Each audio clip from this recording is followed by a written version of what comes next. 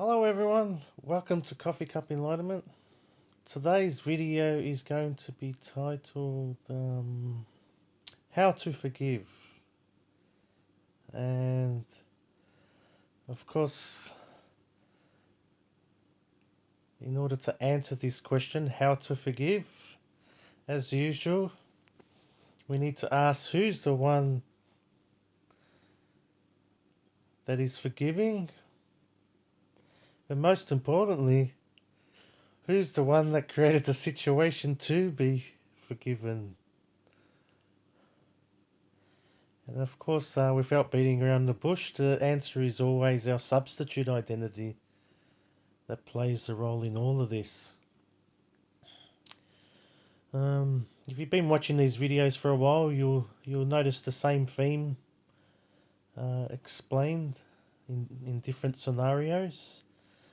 And the reason why um, these videos are made is basically just so you can become familiar with the antics of our substitute identity, how it operates. It's just basic, it's nothing complicated. How it puts on its show and its performance, and it comes, pretends to be important, and then it goes. And ultimately we just identify with it when it comes. And then we assume its experience as our experience because we think it's us doing its antics. And we think it's us ultimately that's been affected when it's the substitute identity being affected by its own antics. So that's just the different faces of the substitute identity. It comes in, makes a judgment about our circumstances that are happening in our life, and we identify us as being the judger. We think we're doing that judgment, and then depending, sometimes the judgment's not even noticed and it just instantly transfers to the emotional reaction to the judgment, and the one having that emotional reaction is the substitute identity of its own judgment. And then we can, within a nanosecond, identify with that as being us, as this disturbed,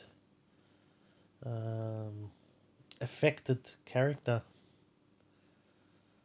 And the whole purpose of these videos is basically just to be aware of all this.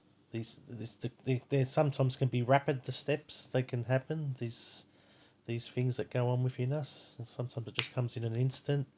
The judgment isn't even heard, and there's just an automatic reaction, and there's immediate, within a nanosecond, identification with the reactor as being us. And as described in these videos, the main process is basically just to become aware and not mind and allow this substitute identity become familiar of how it does what it does. And as Buddha says, he says something like, he's referring to the ego, and he says, "Ego, I see how you build your house within me. And because I see how you made it, never will you be able to build your house within me again." But that's sort of describing how Buddha sort of became enlightened, because he became familiar of this house building characteristics and gameplay that goes on within everyone every day. He saw it, he recognized it, he sat still apparently for 30 odd days after doing 9 years of different enlightenment tactics. He tried starvation and extreme discipline tactics. I think him and his mates, they tried for 9 years self-torture. So that's why you see the Buddha in the statue, the skinny Buddha I'm talking about, not the fat Chinese joke Buddha. He's got long earlobes because he pulled his earlobes for like several years as a self-torture, and him and his mates had an idea, well, if we do this sort of pain self-torture and we smile, then if our ego complains about the pain, then won't identify with it. And this is how we will reach liberation, enlightenment. So that was their technique, but it didn't work.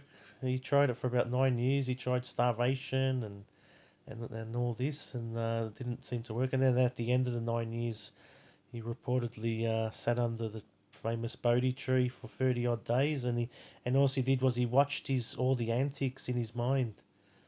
He stood, he just sat under the tree and he just watched and observed, and he became, probably the world's first cognitive therapist, which is what all therapy techniques are about. It's basically just observing and becoming aware and familiar of the antics of this substitute identity. And it's a natural progression for everyone as we get older. For most people, it generally dissolves because it keeps repeating itself over and over. And then eventually your awareness becomes open. It opens its eyes up a bit, and it says, oh, I've seen that before. And then through that seeing, it becomes distinguish and discernment between itself as awareness and what it's looking at, which is this substitute identity, which exists as an idea in our mind. It's an identity, substitute identity built out of ideas that are never-endingly being upgraded and updated, like your mobile phone every day since birth. So the 10-year-old substitute identity is completely different to the 20-year-old substitute identity. And naturally, through our awareness, as we become observant and discern between our substitute identity, then the things that used to make the substitute identity cry at 10 years old don't make the substitute identity cry at 20 years old. And that's because the judgment structures of that substitute identity have become aware, distinguished, discerned from, and have collapsed, dissolved. Therefore, those judgments do not impose onto the world anymore. Therefore, create an emotional response to itself anymore.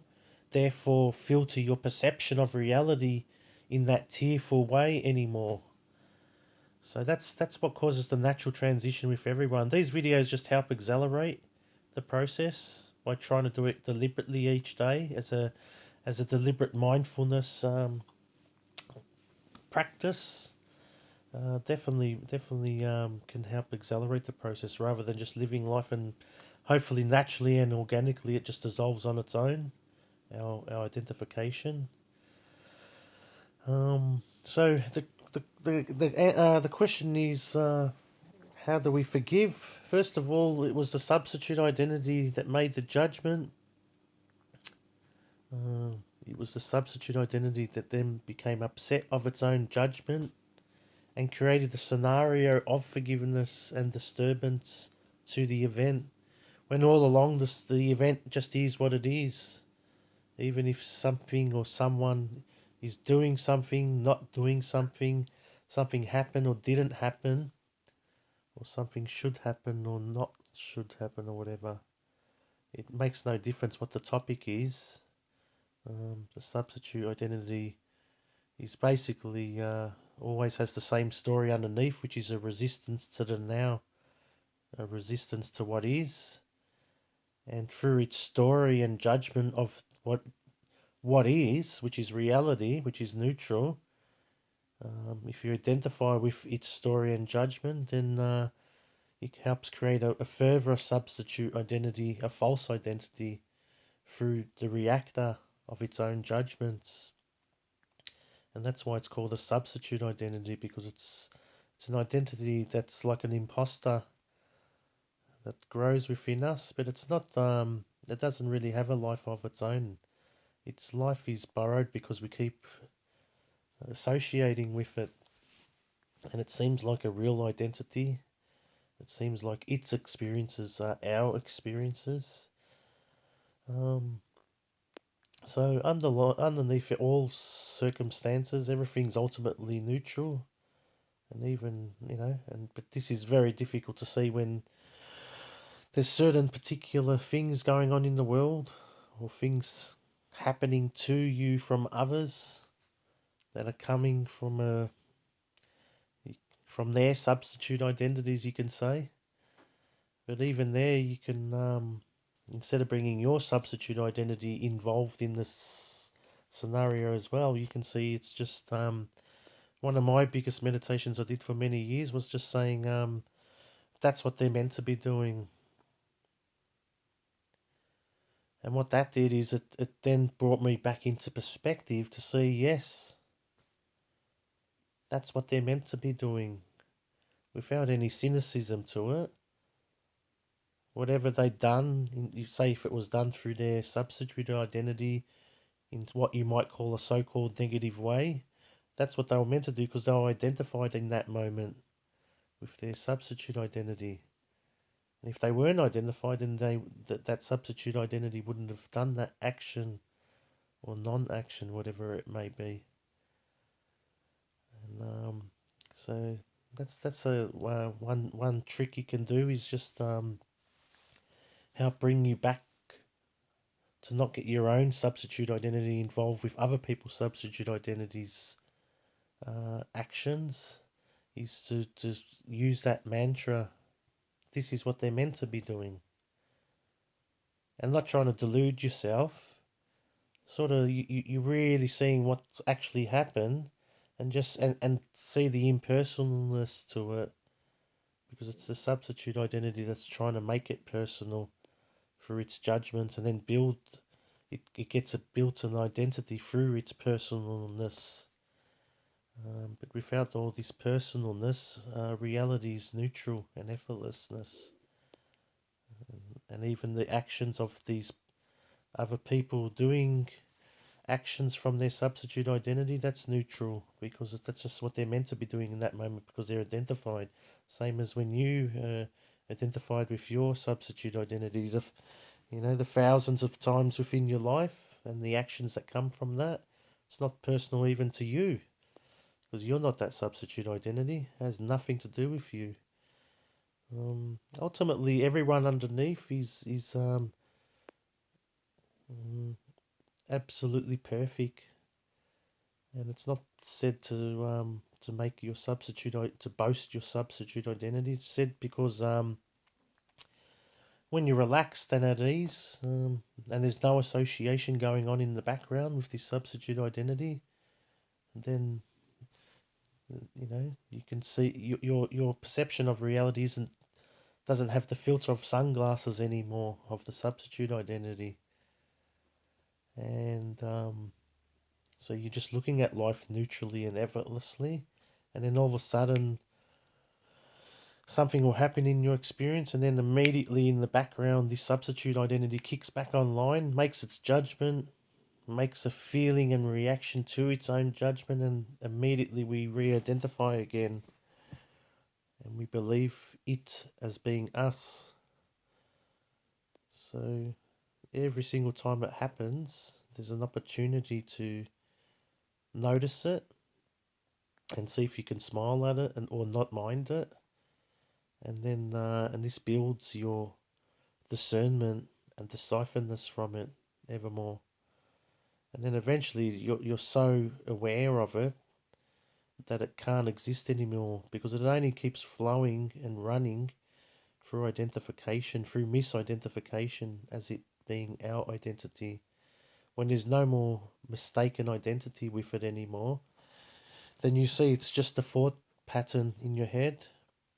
It's not personal, and it dissolves from false identityhood within you. So how to forgive? There was nothing ever to forgive ultimately. Everything is what it is, and any actions done by others, it was done exactly as it should be. That's what they're meant to be doing, and ultimately underneath everyone, including in yourself, there's just perfection. There's ease. There's effortlessness, and proof of this is when you're relaxed. Many times throughout the day, when there's no identification going on in the background. And you temporarily forget this substitute identity and all its complaints and stories and worries for the world, and then immediately it comes back online again, and within a nanosecond we're identified with it again, and we assume it to be our identity. So that's how you forgive. There was nothing ever to forgive. And the one that was disturbed um, was, wasn't us. And the one that made the interpretation of the situation wasn't us that was making that interpretation. And who we are ultimately is undisturbable. So if there's anything ever disturbed, it means the disturbedness from the other person triggers the disturbedness in us, which is the substitute identity. And eventually that subsides. It doesn't last. Even, great multi-decade grievances of the substitute identity aren't online 24/7.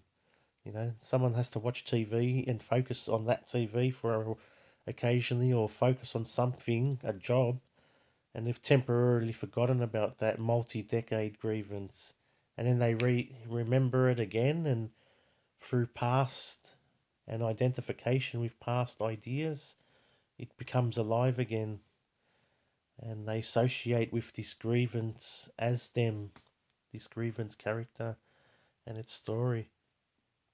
So the undoing of it is basically don't identify anymore.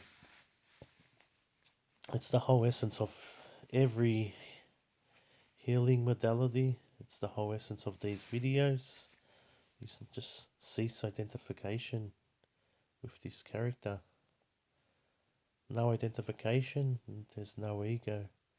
And if there's no ego, there's no filters of ego, of the ego's filters in your perception anymore. And there's none. If there's none of those filters on your experiences anymore, then you're seeing reality filterless.